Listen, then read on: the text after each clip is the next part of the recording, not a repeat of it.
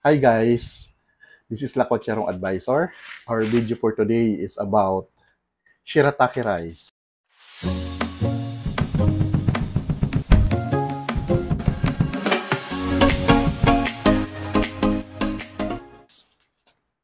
Guys, pag sinabing shirataki rice, anong pumapasok sa isip mo? Miracle rice, diet rice, low carb rice? Yes, tama po silang lahat. So ngayon, papakilala natin ang shirataki rice kasi i-consume ko siya. Susubukan ko siya, titingnan natin kung ano ang magiging epekto sa akin. Unang-una sa lahat, ang shirataki rice is a low-calorie and low-carb rice. Alternative ito sa traditional rice natin. Later, malalaman natin bakit kailangan at bakit dapat ito ang gawin natin at consume natin as alternative. Ito is made of kanjak plant's root na kung saan made of water. At ang water na ito is water-soluble fiber called glucaman. So, yun po pala yun. Diba? Kasi, basta ang alam lang naman natin, shirataki rice, miracle rice, low carb siya. So, yun nga po, it's a low calorie and low carb rice. Ano ba yung mga benepisyo na makukuha natin kapag ito na ang kinukonsume natin, yung shirataki rice? Unang-una guys, weight management.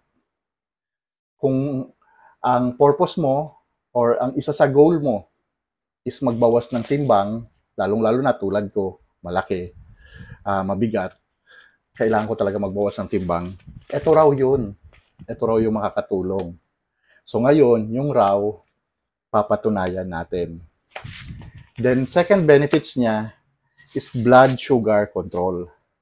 Kasi nga raw po, low glycemic index and yung fiber nito makakatulong sa pagbagal ng pag-absorb ng sugar from doon sa traditional rice na kinukonsume natin.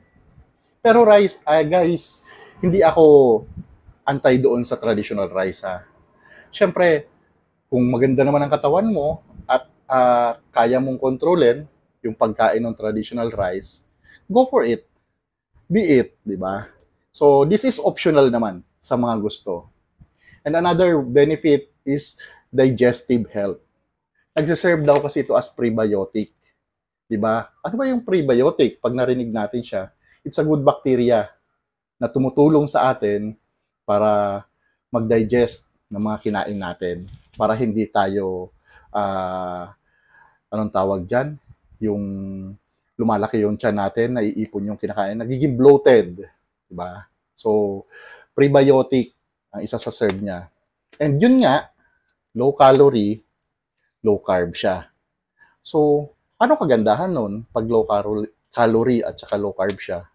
Siyempre, calories, alam natin, kapag mataas, hindi maganda sa health natin.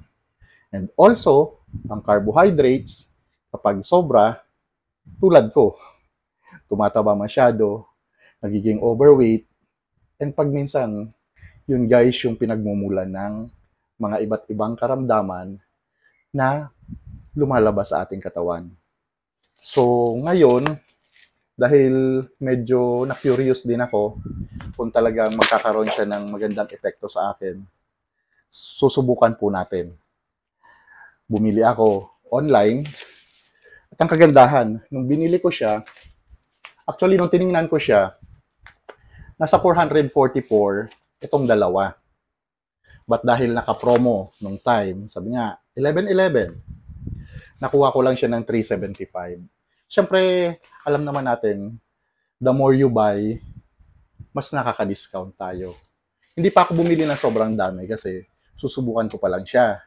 So actually, pagkatapos ng video ito, magluluto tayo. Gagawan ko rin ng video yung pagluto ko para makita natin yung process, di ba? Para mapatunayan natin na yung mga andito is totoo. Ito nga, may direction dito. No need, cook only soak. So, or shirataki dried rice into bowl. Ang measurement niya, 1:1. Pag isang cup na rice, isang cup din na mainit na tubig. Guys, mainit na tubig ha. Baka mamaya nilagyan natin ng tap water lang. Huwag naman tayong umasa na maluluto yun. Hindi na natin siya iluluto sa apoy, pero mainit na tubig ang gagamitin natin. And then, cover the lid and wait for 7 to 10 minutes. So siguro, mga 8 minutes, i-check natin kung luto na yung rice at ready to consume na siya. And after doon natin makikita. Iti-test natin siya. So low calorie, fat-free, sugar-free, high fiber. Alam natin kasi ang fiber, di ba? Maganda siya sa digestion natin. Kaya, yun po. Yung isang pack po niya is 1 kilo. So, 2 kilo itong binili ko for $3.75. So, at dito sa nutrition facts po niya, makikita natin, ang sabi dito, serving size is 25 grams, yung luto na 1 cup. Ang amount per serving ng calorie is 29. 29 calories yung 1 cup. So, yun yung sa pagkakaano ko. And the rest is 0. Carbohydrates, 2%. Dietary fiber is 2%. And protein, 0.5 grams, 1%. So, yun yung ano niya guys. Content or kung ano ba talaga para makilala natin si shirataki rice. So ngayon, sisimulan natin siya. Magluluto tayo. By the way, ang kagandahan niya, yung packing niya, meron rin siyang expiration. So, ang expiration niya is March 1, 2027. So, binili ko siya, na-manufacture siya is September 2. So, September, October. So, parang more than 1 year ang expiration naman niya. So, I think kung magugustuhan natin, hindi naman ito aabutin ng 1 taon. So, yun guys, hopefully, maging ano siya. Pero expect the unexpected. Kumpara sa lasa ng kanin, ng traditional rice, halos wala po siyang lasa. Halos wala siyang lasa. Kasi, yun nga, para hindi tayo masyadong mainggan yung kumain ng sobrang dami. Pero, ang isang maganda sa kanya is para kang laging busog. Para kang busog na low calorie at saka low carb yung kinain mo. So yan guys, gagawin na natin, lulutuin natin para malaman natin kung ano talaga ang meron dito sa shirataki rice. Abangan nyo po ang mga susunod na videos natin and updates about dito. Thank you for watching!